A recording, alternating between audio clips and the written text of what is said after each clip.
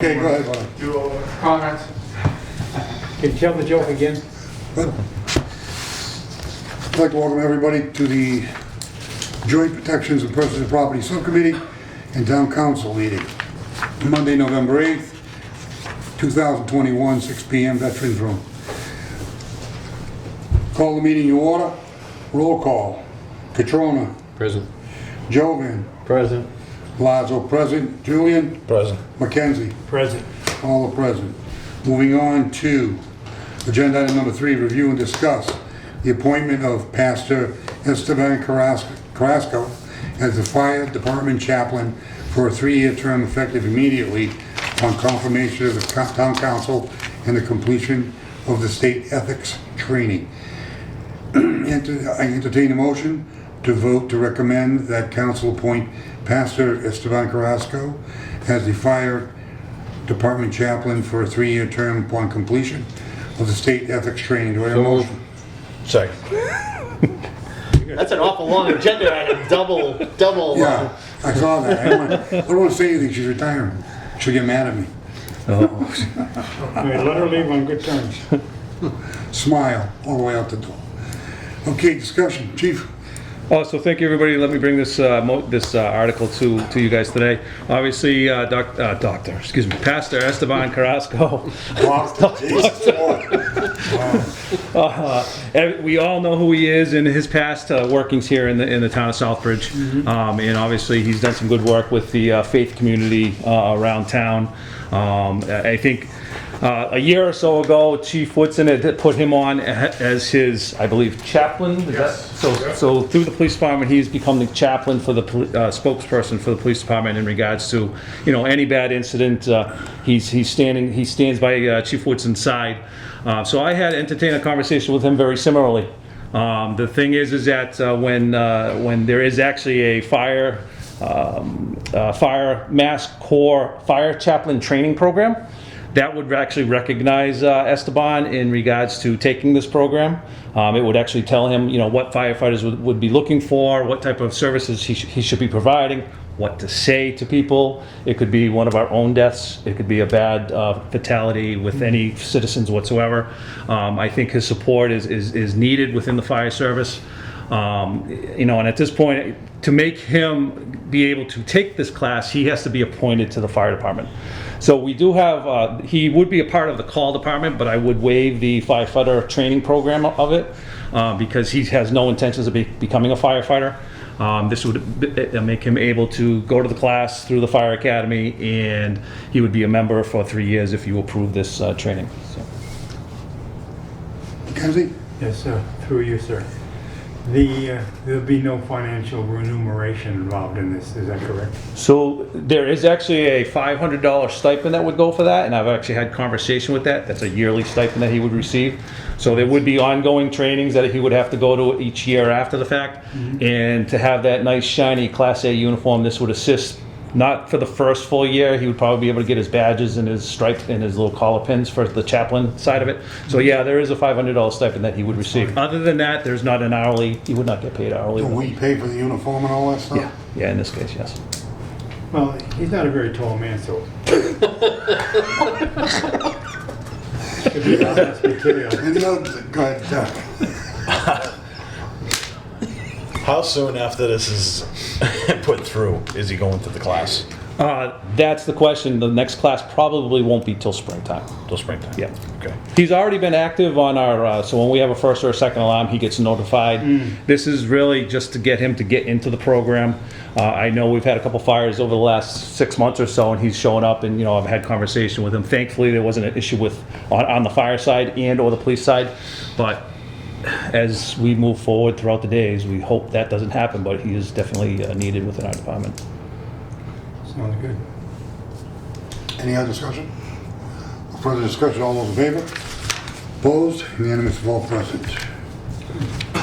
Agenda item number 4, review and discuss accepting a $100 donation received from Simons to be used at the fire chief's discretion for the fire department. Entertain a motion to vote to recommend to council to accept this donation.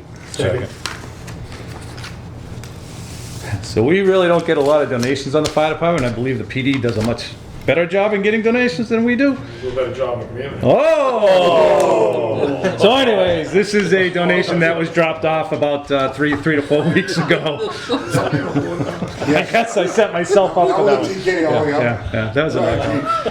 So obviously we'll be able to use this for anything that we need in regards to the training, education, meals for the police department. Then we have to buy them for them during the winter time hours when things going on. But no, definitely there was no earmark on this. So like the last donation a few months back, we use it at my discretion.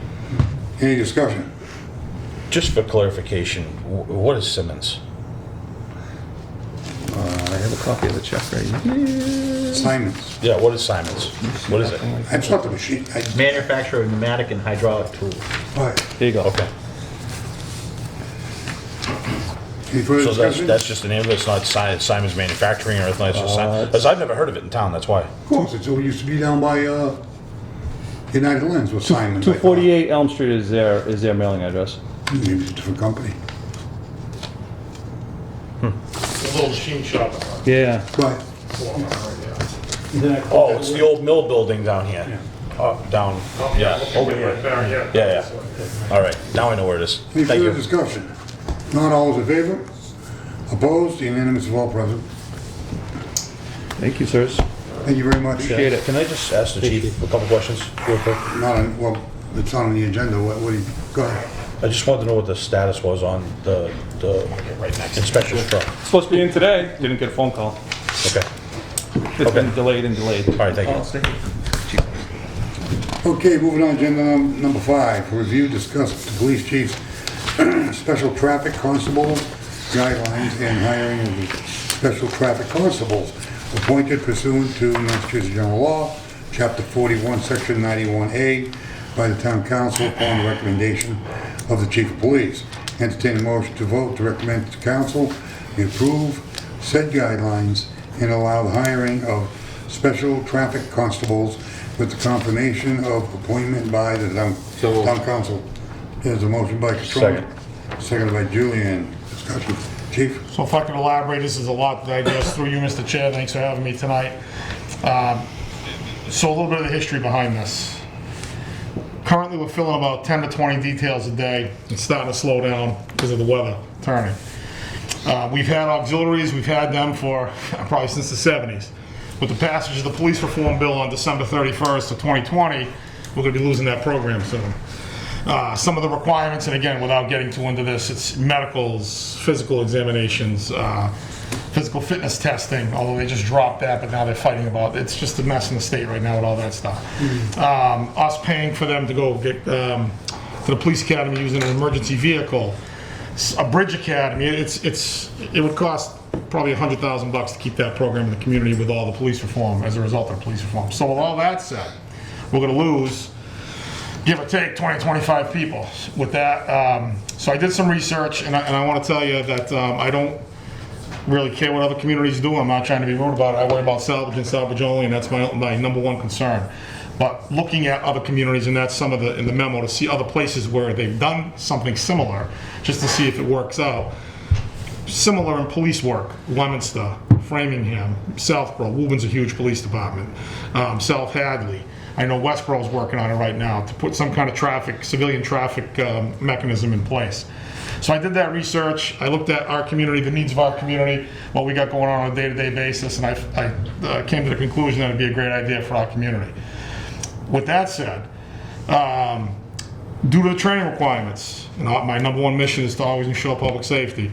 My intent is to keep this with police officers, full-time police officers always, retired police officers, a pool that we could possibly pull from dispatchers, from firefighters. They're trained in CPR, firefighters. Geez, we got paramedics. I'd love to have them out in the street with radios standing at a traffic site in case there's a medical issue. People like that, I've spoken with representatives from both unions. They agree with this. They support it. I'm thinking we might even be able to keep some firefighters and dispatchers from leaving the town if they've got an ability to make some money. I don't want to say on a side job, but doing some other service to the community. It's all transparent. That's why I'm here. This is a policy. I can put the policy in place to the police department without coming to council, but I certainly can't hire anybody. So this will go like any other new hire. We'd have a pool of candidates. The town manager and I would sit down. We'd vet them. Say John Smith from the fire department wants to be a special traffic constable. He'd put in an application. We'd do a background through our department. The police department would control it. But all hires, and again, just transparency, come through the council. So if I come forward with 5 different people, candidates to the council, I recommend it to the manager. He brings it to you. If you don't, for some reason, there's an issue, you don't have to hire him. So it's not like I want control. It's not a grab. It's not my personality. Everybody here knows me. That's not how I am. It's about being transparent. It's about doing a service for the community. It's not because other communities have it. It's because I think it's good for this community. With all that said, they got to get physicals every year. They have to get reappointed every 3 years, similar to what we did with auxiliaries. They make the same rate of pay, but for every 8 hours they work, the town makes $41.62 in an administrative fee. So we bill about $400,000 every year in traffic details, believe it or not, and the town gets a pretty good chunk of that. Somewhere between $40,000 and $50,000 the town gets just for people standing in the street directing traffic. So I think it's a great thing for the community. A lot of other departments, some in our area, immediate area, actually Webster and Sturbridge, just to name a few, have already talked to me about doing this. They want to see how it goes here. We're going to kind of be the trial for this area because some of these other departments are a little bit further away. But again, they have the same type of policing that we have. Very busy community, a lot going on. I don't have the resources. I left out the most important part. Right now, we're ordering in, in the summer, 5 or 6 police officers every day. Because not everybody believe it or not, nothing against Southbridge PD or Southbridge in general, it's everywhere, and Jack was in the business for a long time, and I know the fire chief, we can't fill shifts for whatever reason it is, the next generation coming in. Man, when I was a kid, we worked every day, we never even thought about anything else other than work. We'd work midnights, and then we'd work all day, and that was part of your job. But now, the new generation of recruits, they'd rather have time off than work, and I don't know how you can throw all that money away, but that's a whole other argument for another day. This will eliminate a lot of those problems because we'll have obviously a much wider, if you do the math, 38 police officers. Right now I have 35 of them are eligible for this. 20 to 25 dispatchers are eligible, or auxiliaries are eligible for this. They won't be. So I'm losing like half my workforce and I can't fill them right now anyway. We have sheriffs, we have part-time police officers. We even let the construction company over on South Street, we came to an agreement where they could use flaggers. Civilian flaggers, because I could not fill them from within my department or from anywhere around in the area, because every department has the exact same problem we have. Sturbridge can't send people here because they can't fill their jobs. Sheriff's Office can't send people here from Worcester because they can't fill their jobs. So it's just, this seems to eliminate a lot of issues. We'll get a good group of firefighters. They'll hopefully be interested because several have contacted me through various, conduits, we'll say, and they're very interested. And again, dispatches, we've got 9 full-time dispatches. That opens it up to them. And then if we don't get enough interest, we'll put it out to the general public. But I would like to keep it with people who have experience in radio protocol, people who have experience in public safety, people who have some type of background in public safety, people who are seeking careers in public safety, that type of thing. But again, at the end of the day, I make the recommendation to the manager and it goes to you, and you can either yes or no it, and that will be that. So that's my whole on traffic constables, and that's all I got, Mr. Chair. Discussion? Eric? I agree with this 110% on most parts of it. Keeping it in-house with people that already have the experience with the town, the radio protocol and all that, I can understand making the same rate of pay. But there's got to be some kind of special training or something that these new citizens are going to have to step up and take. There is.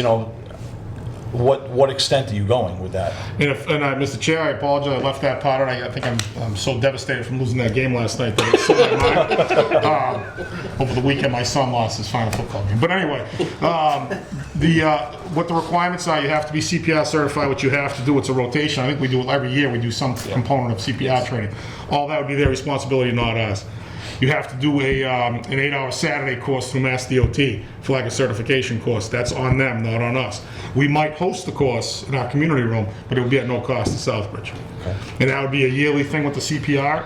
Any other required training they'd have to go to, any type of uniform, which I have listed in here, they're responsible for. Yeah. It costs us nothing. No, I read all that.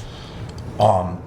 Is this Mass DOT training a yearly training for all the updates that they always have? Or is this something they're going to take like once every 3 years when we do the reappointments? Right now, it's once every 3 years, and if DOT changes those requirements, we would obviously follow suit. 'Cause I know- and make them do that. I know Mass DOT safety officers that have yearly trainings on traffic protocol. Yep. And that's why I'm wondering if this is gonna be a yearly thing or if this is gonna be a 3-year thing. Whatever the Mass DOT tells me I have to do, we will do. Okay. To make sure that they stay Chief, certified. what in the does a community. flagman get paid? Right now, funny you should ask, because I was talking with the superintendent in Ludlow, for Ludlow Construction, and he had said he didn't really want to use flaggers because they were more expensive. So our detail, believe it or not, a lot of people don't know that in the general public, our detail rate is $52.02 an hour. What happens is Shane Woodson opens up a flagging company, and he charges that company $79.99 an hour, the construction company, but I'm paying my flagger $15. So the person you see standing on South Street is probably making 15 to 20 bucks an hour, but they have to work with a company through a union, and they're paying, I think it's either $15 or $20 an hour more than what they're charged for a car. So when Governor Deval Patrick, no disrespect to any previous governor, told the Commonwealth that they were going to save money on civilian flaggers, that was wrong. It wasn't a lie, it wasn't like an outright lie, because he said they'd be making 15 to 20 bucks an hour, true, but the company, I'm hiring Derek Right. as my flagger, I'm making $80 an hour on him, he's only making 15. Right. So right now, flaggers make more, because they're all unionized, than police officers do. We had this discussion when I was on the auxiliary. Yeah, it's meeting crazy. About this. Well, Yes, through you, sir. Is this, when they sign up for this, is it mandatory then because I have signed up for it that they must do it? Or is it still optional to them? They can pick and choose? Through you, Mr. Chair, what would happen is we have a rotating list that's called every night at 5 o'clock per our collective bargaining agreement, and police officers get the right of first refusal, and it goes down the line from there. Then we'd have the retired police officers, then we put it out to other communities, and then it would go to, like, say, fire, dispatch, whoever's available. Voluntary, Yeah. absolutely, and it rotates. When you take a job, if you're number 1, you go to number 40. So it's fair and equitable to everybody. But now I have, like I said earlier, not to be redundant, but we can't fill jobs, and I've got people working from Barry, Massachusetts in our town every day, because nobody wants to take these jobs. I'd rather have local people. I will say, when I was on Mike? auxiliary, Well, thank you, Thank Mr. you. Chairman, through you. I was reading over this, your memo here. The flaggers would be paid, according to your memo here, they would be paid the same as police officers. So the minimum base pay for police officers is $28.11. So is that what you would be paying them? Because there's different rates here for police officers, and I just was wondering which one you were going to be paying them. If I could, through you, Mr. Chair, the set detail rate is $52.02 an hour. It's not an hourly wage for the police officer. That's a top step. Our detail rate is different than an hourly rate. And our detail rate is based on the sergeant rank, bottom step sergeant rank without a degree. That's the detail rate. Well, I was just reading your... Which paragraph, Mr. Marquetti, which one is that, just so I can... I'll have to find it. Okay, yeah, the second to the last paragraph, Okay. is that the one? Yes, I'm assuming it is. I just was reading that it would be, you said you were going to pay them the same as police officers. Yeah, and if I could, just to clarify, Mr. Chair, so a special traffic constable is going to get the same rate of pay as a full-time police officer assigned to an extra duty detail. So what that means is that's the detail rate for the police officers, which is $52.02. That wouldn't be, like, the 25 or the 28, because most police officers, they all make different rates of pay depending on experience, education status, and things like that. So also in your memo, it says that we can get any benefits, no benefits, Nothing. no health insurance. Nope. Police officers get time and a half to work this. Is that where you're coming up with the 52 or something? No, the detail rate is a set rate. It changes every July 1st if raises are approved by council. The detail rate is a bottom step sergeant overtime rate. So right now, a sergeant without any education incentive, bottom step sergeant, overtime rate is $52.02 an hour. That's what we base the detail rate on. I was looking at your union contract, and what I read was it didn't say what any flagger rate was. It just said police officers, if they do this extra detail, they'll get time and a half, minimum 8 hours. So even if they work 4 hours, they get 8 hours. Yes. And an 1.5 rate on the weekend. That's what the union contract. I didn't see a detailed rate So that's why I was just wondering what the minimum base rate was gonna be. Sure. So, they're not represented by the union, so there'll be no union dues. Just to get this flaggers rate, and that's it. Yeah, and if I could, Mr. Chair, I wish I had the contract with me. In that contract, it does say how the detail rate is, I don't want to say created, but how we determine the detail rate, and it is that bottom step sergeant, no education incentive. This is not in the union contract because our contract expires on June 30th, 2022. My memo says 2021. It's June 30th, 2022. So in January, when we start negotiating, the union did request that we put this language into the collective bargaining agreement, which I have no issue doing. So it's not there yet because the position's not created yet. Okay. So this is gonna be opened up to retirees? Yes. This will be, Auxiliary, yes. Auxiliary, what you're losing, dispatch, firemen, and this pool will be chosen before out of town. Yes, Anybody from out of town, you will go to these local people first. yes. All right. Now, the pay for private, you're talking about we get reimbursed, but that's for private Yes. construction, right? For municipal, we still pay for that, right? And if I could, Mr. Chair, this will not be offered to, that'll create a lot of issues with billing. It will not be offered to municipal jobs. Almost all jobs in town are municipal. Almost all jobs in town are private. Oh, they are. Other than right now with the grant issues that we have on Main Street, that's, but in all the years that I've been working here, many, many jobs are private. I don't want to give you a percentage, but more than 50%. So a municipal job, it'd be too difficult to calculate rates to have people that really aren't full-time employees with the community, because that's time and a half of whatever the police officer's overtime rate is. All right, I'm good. All right. That was gonna be my next question. DPW details. Is this gonna pertain to that too? That's a municipal detail, so they would not be working DPW jobs. So what happens if you can't find anybody to fill the ones for DPW? Through you, Mr. Chair, those would be filled first. We've been doing that now. Any job that's a pressing need, especially now with the weather break and the DPW calls, we're gonna cancel other jobs or we're gonna reassign. Okay. We've been doing something that we've never had to do. People bid their jobs on a Saturday. If on a Tuesday, the DPW calls them a job for a Wednesday, and we get 10 police officers on Wednesday already scheduled, we'll move. Okay. That's what we've been doing to get DPW all their work done, sewer department, water Right. department, things like that. And this has been the way you've been figuring out the detail rate for years? Right. Since the 80s, yes. I know that's the way it was when I was there, that's why I'm asking. Yeah. Okay. Any other discussion? If not, all those in favor? Opposed? Unanimous, of all present. Okay. Can we have a motion to adjourn? Second. All those in favor? Opposed? Unanimous, of all present. That was painless. That was painless. Can I ask you a question? Well, we're officially adjourned now, right? Why would we oppose an adjournment? Why would what?